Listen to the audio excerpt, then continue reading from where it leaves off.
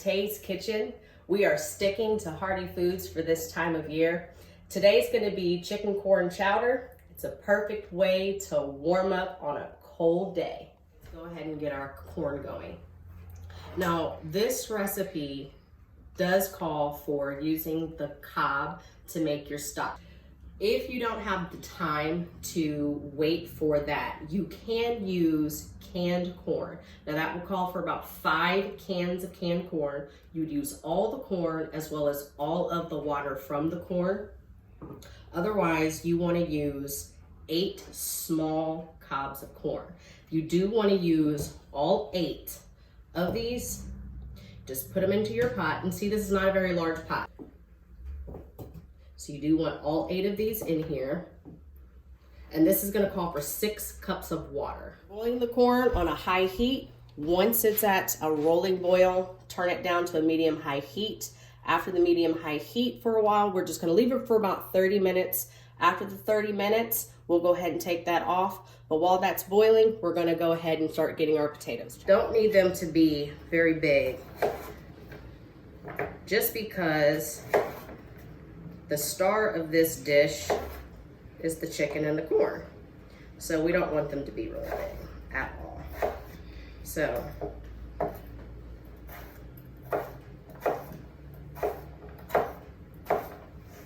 that's all we need right there. That's perfect size. We have our potatoes chopped. And when you're finished with this process, make sure that you put your potatoes in some water. Otherwise, they will brown before you're ready to use them. So now we're gonna go ahead and start cutting our vegetables. So we're gonna cut some celery and we're gonna cut some carrots. So we're gonna use actually 2 celery stalks and we're gonna use 2 carrots. We're gonna go ahead and cut a few pieces. That's the size that we want right there. We don't want that too big, we don't want that too small. That's absolutely perfect. We're gonna saute these, and when we saute them, the reason we don't want them too small is because they're gonna get soft. And then also, we're gonna put them in our soup. And if they're too soft, when they go in our soup, they're just gonna get mushy, and nobody wants mushy celery in their soup. So we're gonna do the same thing with this one. Again, we don't need too much of these ingredients for the simple fact that the chicken and the corn are the star of the dish. We just need these as enhancers, just to give a little bit of flavor. So I like my carrots to be circular when I do this dish. I do not like my carrots to be square. And that's really just for the prettiness of the dish.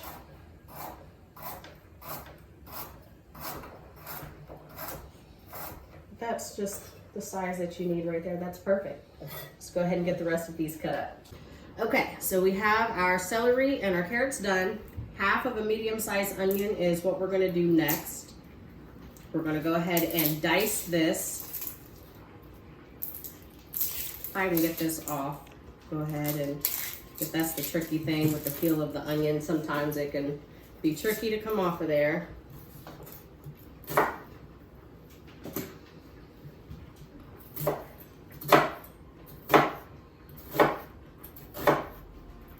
And these, you do want to coarsely chop these.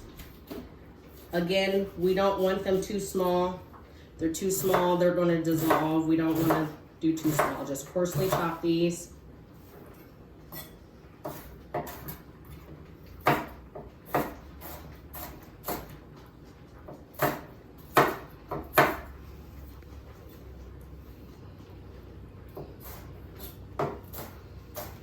All right, that's all we need for the onion there. 2 cloves of garlic are next. We just want to mince these. We don't want these to be too coarse. We just need these for that good old garlic flavor.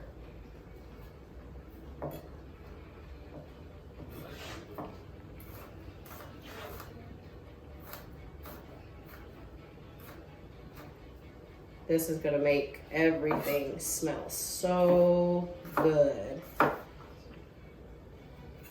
I love the smell of garlic. I can eat garlic in almost anything. I like to cook with fresh garlic more than I do garlic powder. There we go. That's about all the garlic we need there. I like to do large cuts of things when I do my soups because I like my soups to be kind of robust.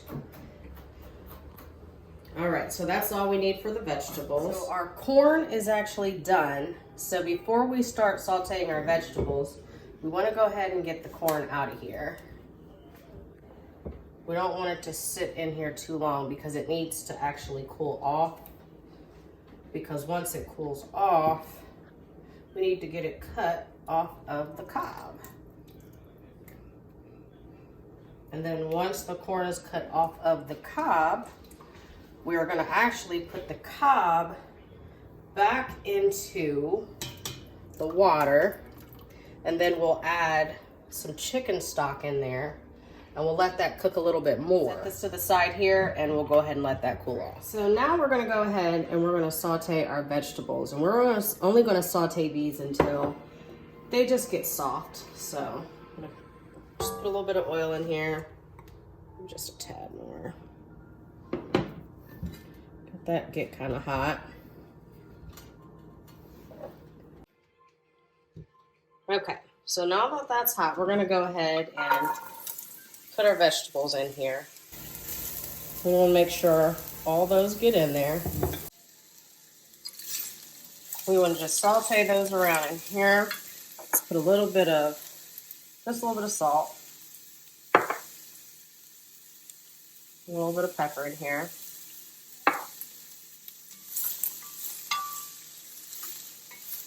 We want to saute these on a medium-high heat, just enough to get these translucent. Once they're translucent, we'll turn them down.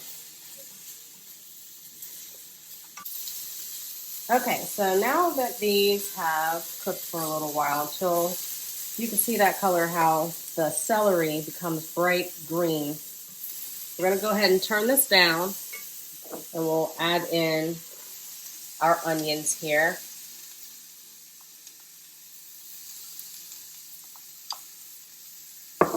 We'll go ahead and start getting these sauteed in here. We don't need to add any more salt and pepper. Just needed to add those in to the very first set of vegetables. Now we always do the garlic last because we don't want the garlic to burn. We just want the garlic to give some flavor. I'll turn this down just a little bit more. And I might add just a little bit more oil.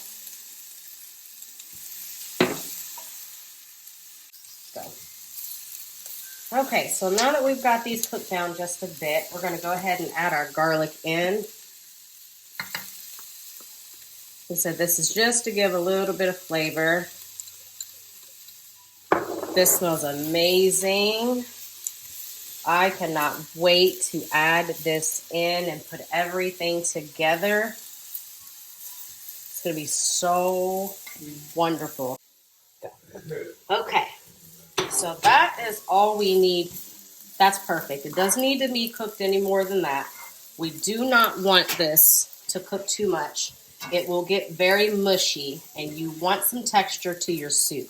So you do not want this to cook too much more. So we're going to go ahead and remove this from our pan. And we're going to set this to the side.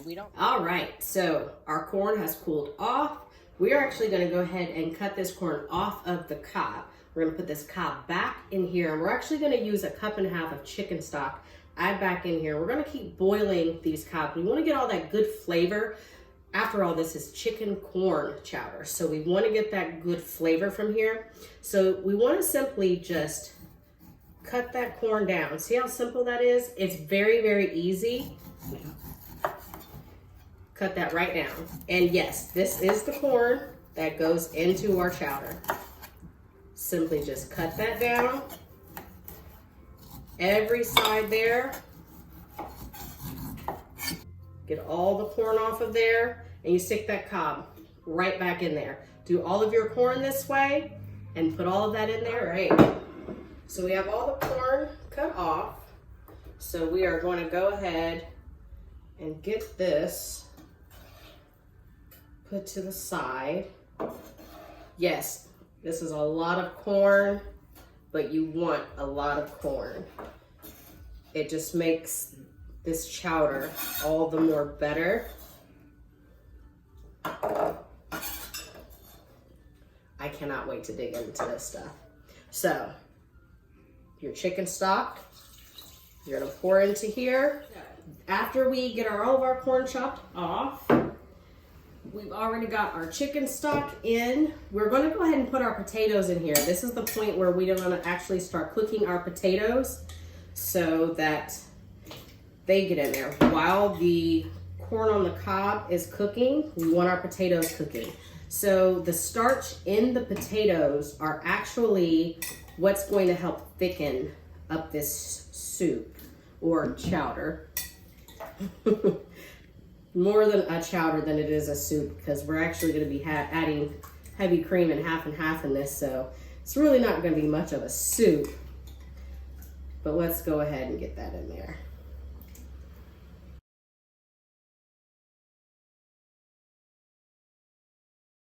We have our cob simmering with the chicken stock and the leftover juice from the corn.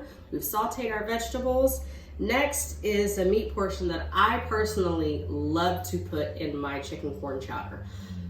Some recipes call for bacon. I personally like to use pancetta. Pancetta is similar to bacon, but it's cured a little bit differently. And it is cured actually with pepper. And so I like that peppery flavor that it has to it. So we are actually going to use pancetta instead of bacon. Now, if you do not eat pork, you do not have to use this, or you can even chop up some turkey bacon. That'll work just fine. So let's go ahead and get this done. I'm gonna go ahead and get our pancetta cooking. Now, pancetta has natural fat, so we don't have to add any grease to it. It's gonna make its own fat. And we're actually gonna use the reserved fat from here to cook our chicken in. So it's gonna give it a whole lot of flavor. And you wanna cook this on kind of a high heat there.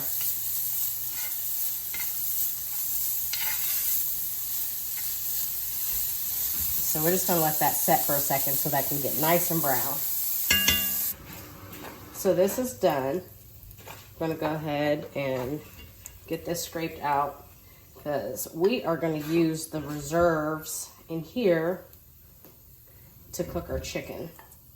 Now it's time to get this chicken cooked. We're going to go ahead and season it, get it on the pan. So we're going to do some salt and some pepper in here. Get it nice and seasoned there. You want to season both sides.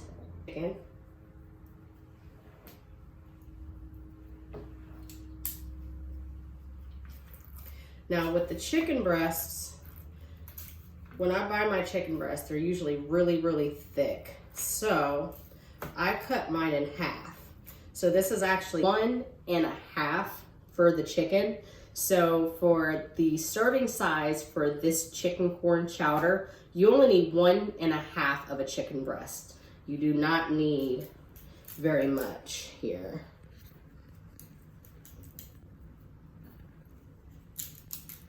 It is time to go ahead and get this chicken cooking in here. I did add 1 tablespoon of olive oil for this process.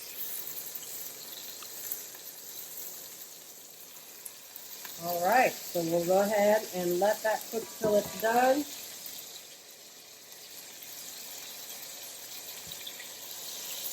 Once that's done, we'll get it chopped up.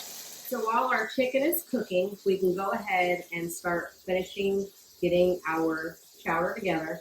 As you can see, I've already removed the potatoes. I've already removed our cobs. Now this is still steaming. That's perfectly fine. We're actually going to add some half and half and some heavy cream. It's actually going to help to cool this down. So what we're going to do here, we're actually going to add 1 cup of half and half.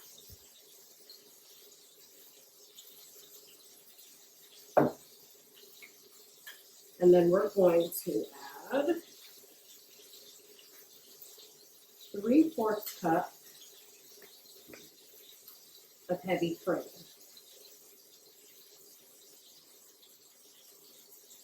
As you can see, the cold from that, the steam is already starting to settle a little bit here. We'll salt that a little bit. Add some pepper in there. So we are going to actually go ahead and start adding things into our chowder while the chicken is still cooking. That is the last thing we want to add in. We do not want the chicken to simmer too long with this because the chicken, it'll get overcooked. So we're actually, go ahead. I did not cook the potatoes all the way because it's still going to simmer some. So they'll finish cooking in here. So we'll add in our potatoes and then we'll go ahead and add in the vegetables. Go ahead and give that a good stir. All those flavors are marrying together nicely. Pancetta.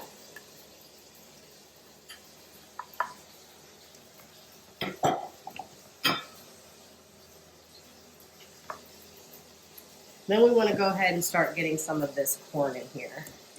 Don't worry about the big chunks. Those will break up as we stir the soup.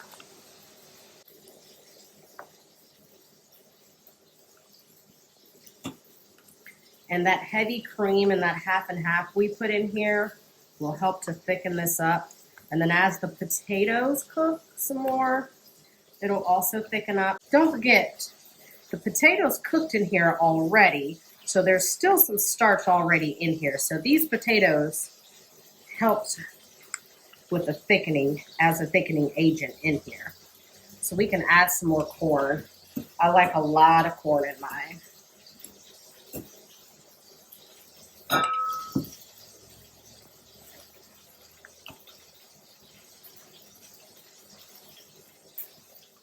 Okay, so always have to taste to make sure. Okay, very good. Just need some salt and a lot of pepper. I love a lot of pepper. I say salt to pepper to taste, whatever your taste desires. I like a lot of pepper in my chicken corn chowder.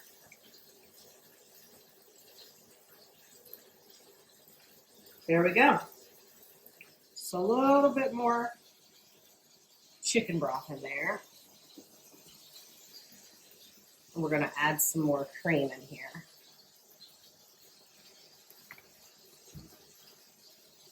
There we go. That's what I want to see. That's a good consistency. So what we're going to do, we're going to take this back over to the stove.